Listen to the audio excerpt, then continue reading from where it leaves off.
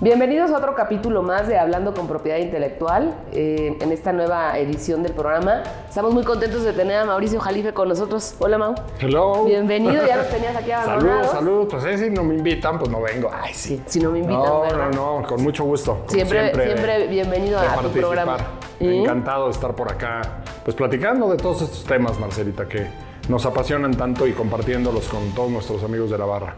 Pues así es, y el día de hoy vamos a platicar, después de mis múltiples menciones y traumas respecto al taco de canasta, finalmente vamos a hablar del taco de canasta, pero bueno, principalmente de las implicaciones jurídicas que en materia de propiedad intelectual pudieran involucrar al famoso taco de canasta. Y dando un poco de contexto, decir que todo surgió de una petición, un punto de acuerdo que envían tanto a Relaciones Exteriores como al Instituto Mexicano de la Propiedad Industrial, la INPI, una diputada, me parece que del Morena. Morena, así es. Con la intención de que estas dos figuras o estas dos instituciones busquen la protección del taco de canasta como una denominación de origen. Así viene el punto de acuerdo. Sí, hacen referencia a Tlaxcala, ¿no? Como el territorio origen, de donde aparentemente se origina esta especialidad gastronómica. ¿No? Que son buenos, ¿eh? Quiero mencionarlo. Es una maravilla, sí. Pero si bien es cierto que entendemos el objetivo, el propósito, y puede ser muy loable,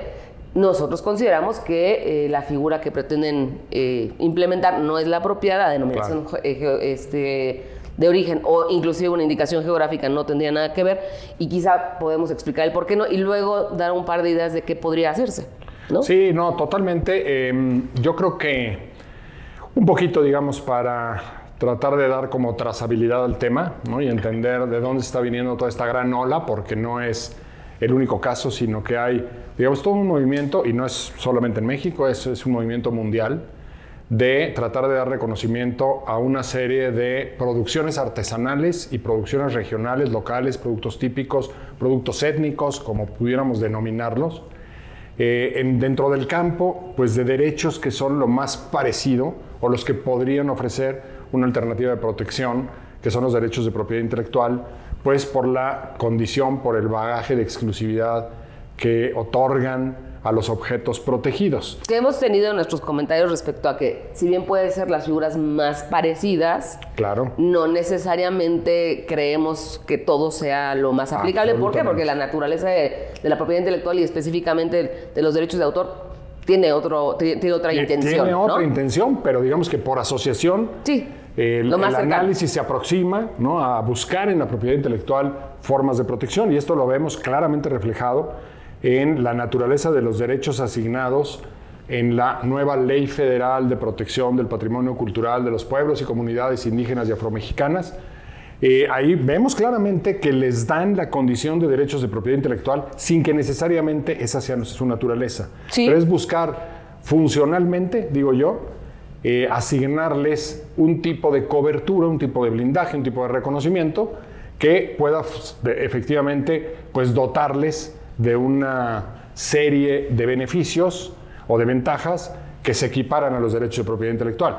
Porque diríamos, bueno, para empezar, pues son obras, la mayor parte de las veces, creadas desde hace muchísimo tiempo, son obras que no tienen como origen a un autor identificado, y además, pues que en última instancia habían sido utilizadas indiscriminadamente, habían sido explotadas indiscriminadamente bajo esto que hoy se entiende como apropiación cultural, y que es de lo que se pretende salvaguardar a este tipo de creatividad, ¿no? Es decir, es como una especie de deuda histórica, en el sentido de busquemos estas figuras algunas ya muy trabajadas, ya muy de propiedad intelectual, como las indicaciones geográficas y las denominaciones de origen, y otras mucho más novedosas, como las que están insertadas en esta ley, como las expresiones culturales tradicionales, como el propio conocimiento tradicional, como las especialidades tradicionales garantizadas, a eso vamos a llegar. Y otras figuras más, ¿no? A eso vamos a llegar, pero bueno, esta ley sí, sin duda, y además al final lo hemos platicado, cómo inclusive pretende generar un registro, ¿no?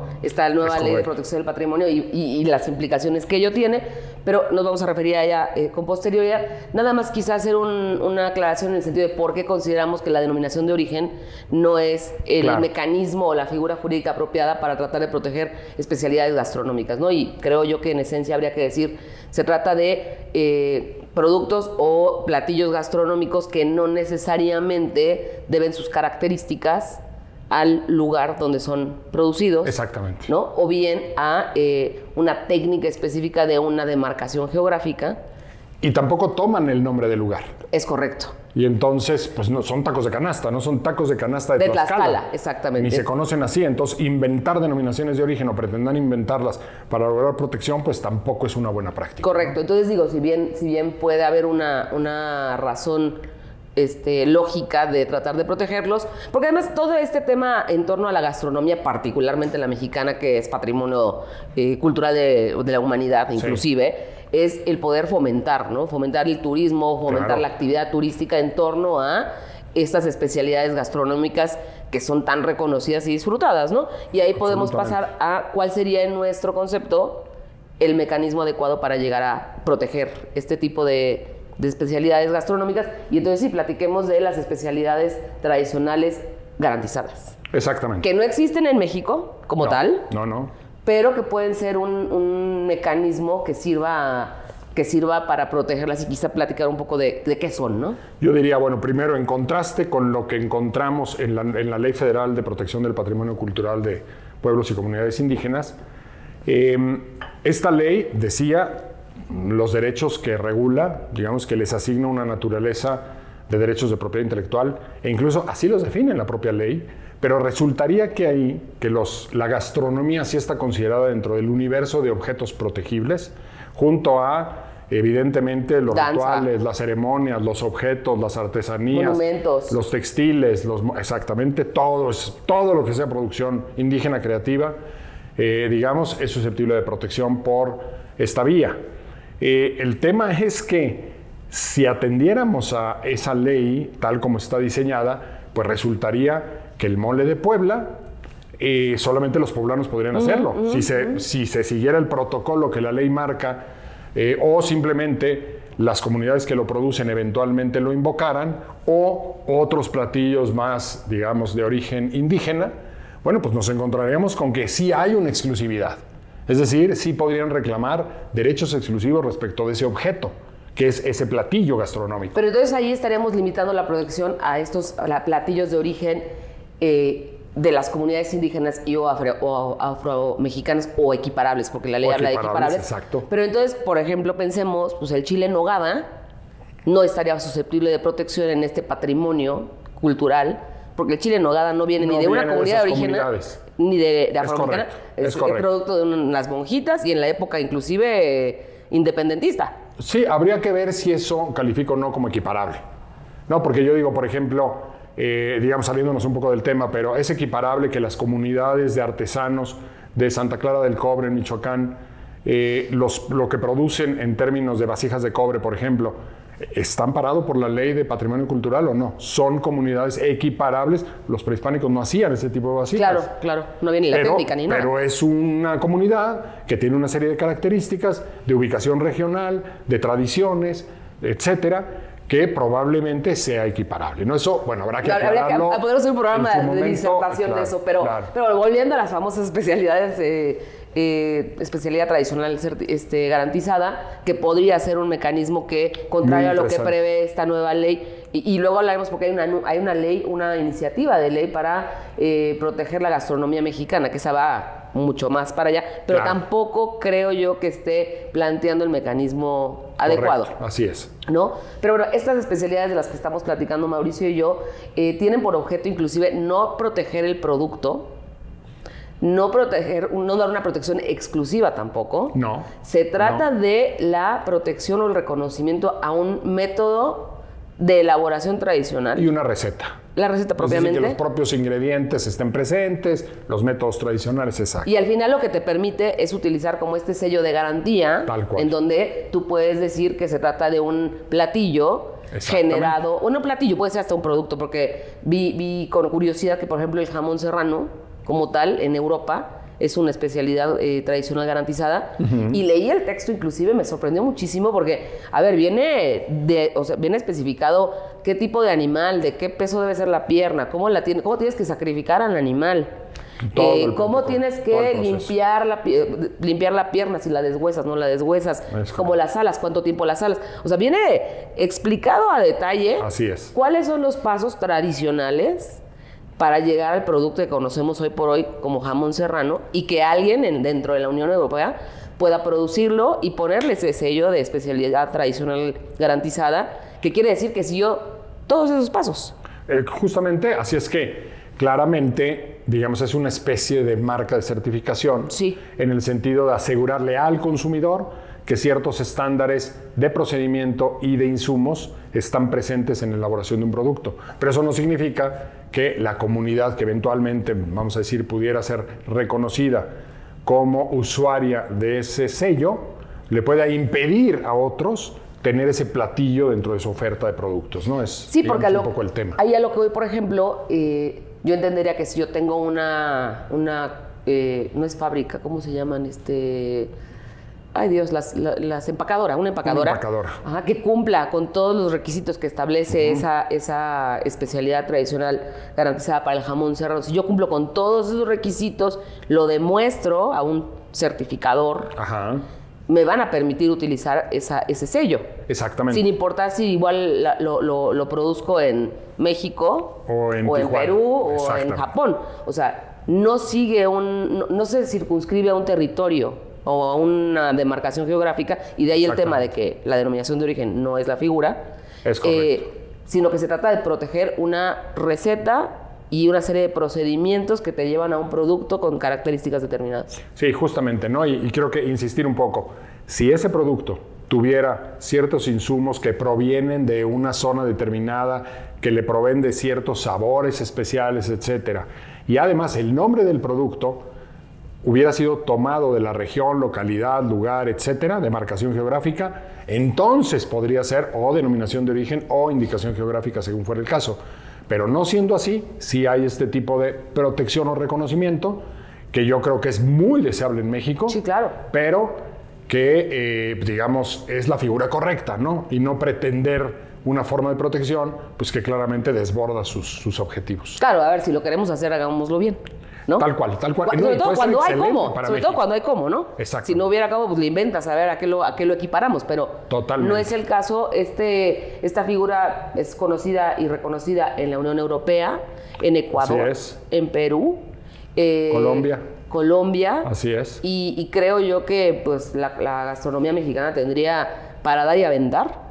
Es increíble. Elementos que pudieran ser susceptibles de protección, y que al final del día, como ha sido también un poco la vocación, vamos a decirlo, de la administración actual, pues que se convierta la propiedad intelectual en un motor de desarrollo para determinadas comunidades. Entonces, si lo queremos hacer y es viable, nada más que hagámoslo bien. Y déjame decir algo, Marce, que yo creo que es importante, ¿no? Que este tipo de derechos se inscribe ya en un movimiento pues, mundial muy interesante de desarrollo de bases constitucionales de lo que sería esta nueva generación de formas de ver los derechos colectivos, que están bajo la nomenclatura de derechos bioculturales, que esencialmente lo que estudia es cómo se generan derechos a partir de la relación de las comunidades con su medio ambiente, con el lugar en donde están, ¿no? Y bajo esa mirada, digámoslo así, es que se pueden explicar como partes de ese sistema las indicaciones geográficas,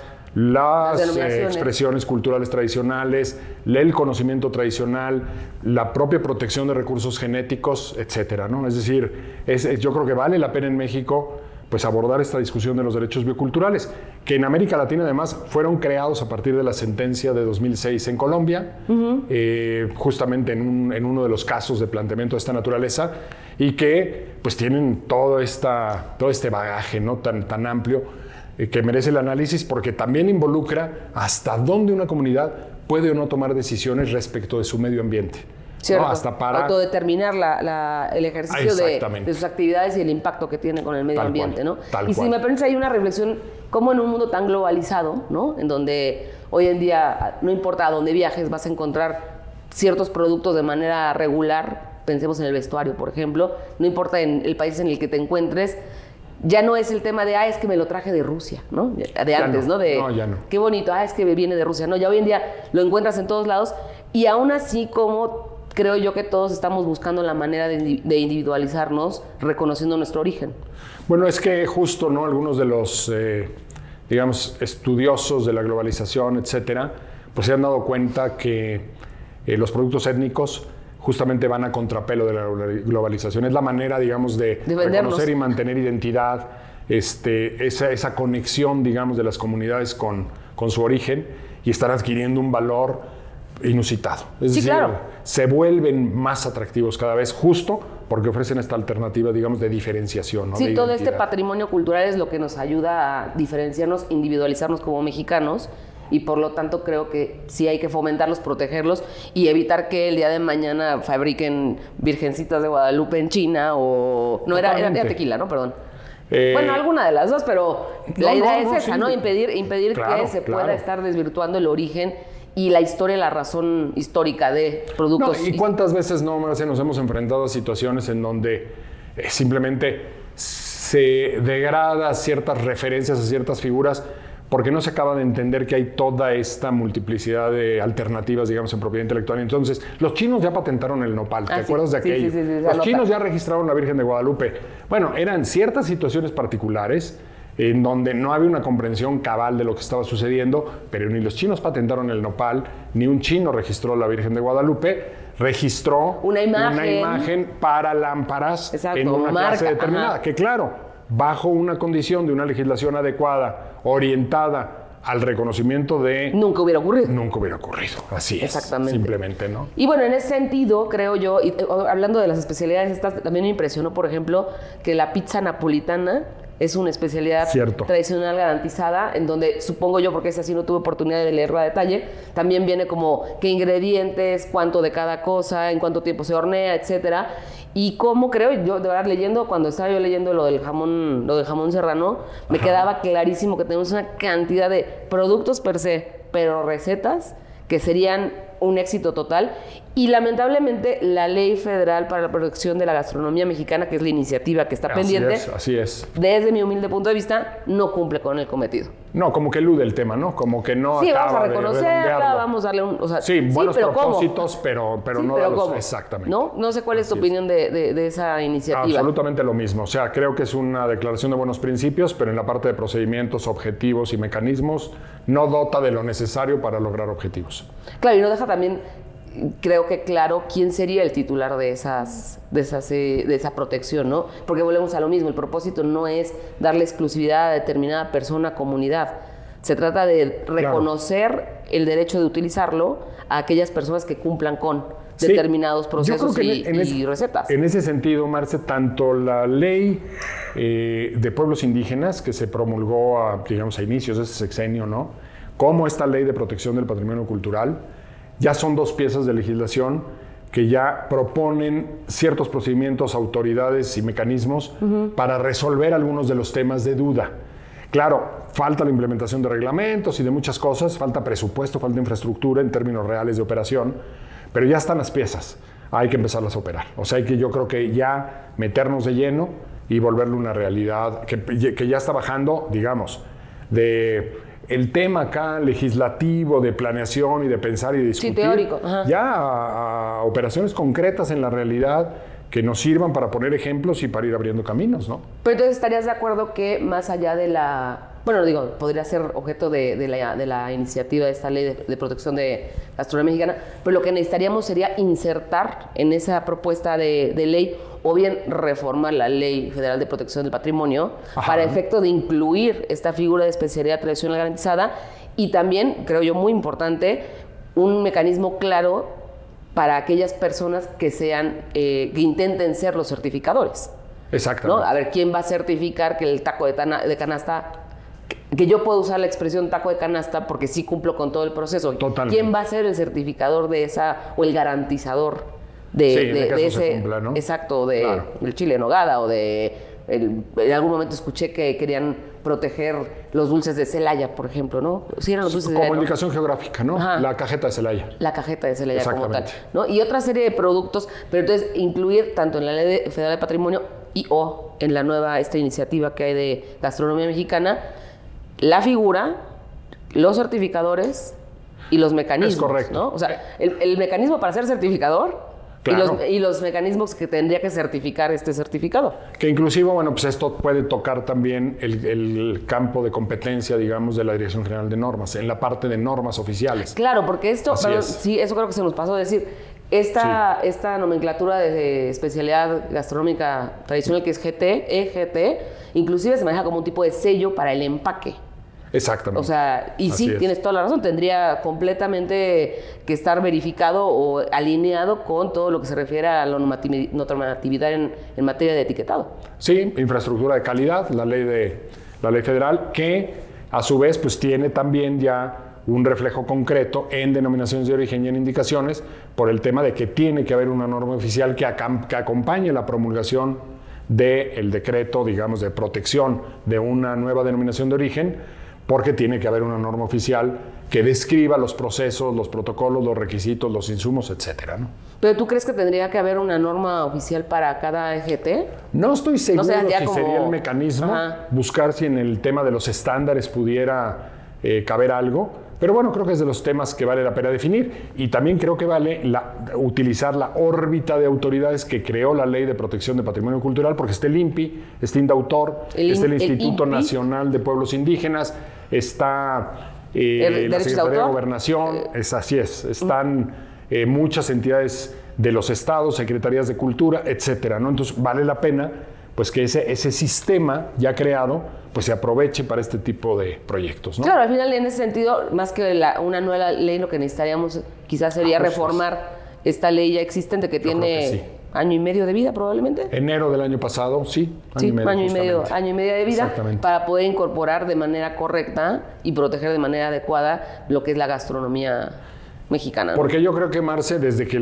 el inicio, creo que lo dijiste y lo dejaste muy claro, no es que esté mal la iniciativa del tema de tacos de canasta, simplemente no es la figura adecuada la que están demandando para esta protección, pero eso claramente revela, y lo hemos visto en muchos casos, que hay una necesidad en México de que este tipo de creatividad también reciba reconocimiento y protección. No, y quizá, digo, ya como anuncio, si me permites, pues la barra mexicana Claro. ha hecho una gran labor y una serie de esfuerzos por tratar de colaborar, ¿no? Y quizá, Es correcto. pues hacer la invitación de que pues, si hay alguna duda o algo, pues nosotros con mucho gusto podemos apoyar a las autoridades, funcionarios, etcétera, Sí. que consideren que nuestra aportación pudiera ser valiosa.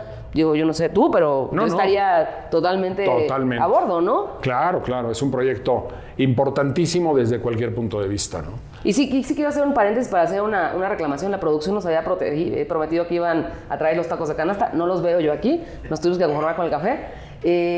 Pero bueno, hay jamón serrano también. Si quieren, podríamos haber hecho algo así. Y café de olla. Y café. A ver, no hables de café de olla. No hables de café de olla. Es correcto. Pero bueno, digo, creo que esa es la maravilla de nuestra materia, ¿no? Que hay tantas figuras que nos pueden ayudar a cumplir el propósito de proteger, difundir y fomentar, ¿no? Yo creo que sí, y bueno, un poquito, digamos, ya poniéndonos románticos, ¿no? Pero, digamos, una de las cosas bastante mágicas, yo diría, de la propiedad intelectual es que al mismo tiempo está viendo hacia adelante con temas increíblemente desafiantes como inteligencia artificial, que sí. es todo un reto, digamos, pensar en la autoría, digamos, ya no humana.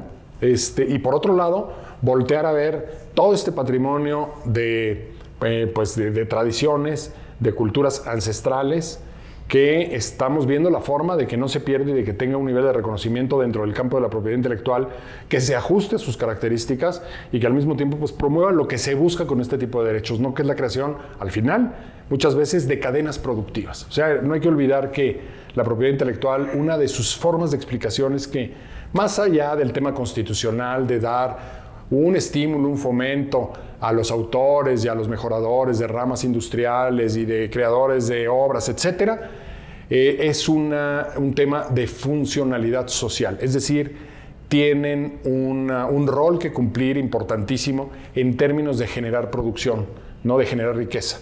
Esa es parte, digamos, de la razón de ser, más allá de discutir sobre su naturaleza, sobre la justicia o no de apropiar conocimiento, etc. Sí, es un mecanismo de Hemos desarrollo. encontrado Sí. que es un mecanismo de desarrollo muy útil en las sociedades y México tiene una oportunidad increíble en ese tema porque tenemos una historia muy rica, ¿no? Claro, o sea, sí hay que proteger, no es Así como, es. hay países que, pues por más que quieras, podrás proteger cuestiones electrónicas, inteligencia artificial, pero que volteas para atrás y no hay nada, Es ¿no? tal cual. Y aquí tenemos, creo que la ventaja de precisamente tener una serie de elementos que puedes proteger viendo hacia el futuro, pero sin duda con una riqueza del pasado que no podemos olvidar. Al contrario, que debemos aprovechar. Mira, ya nos pusimos efectivamente románticos. ¿Verdad que sí? Pues bueno, con esto concluimos el primer capítulo. Este es el capítulo de los tacos de canasta. Prometo no volver a hablar de ellos. Y los esperamos en el siguiente capítulo, en donde esperemos que nos traigan alguna otra cosita los de la producción. Muchas gracias, no se lo pierdan. Gracias.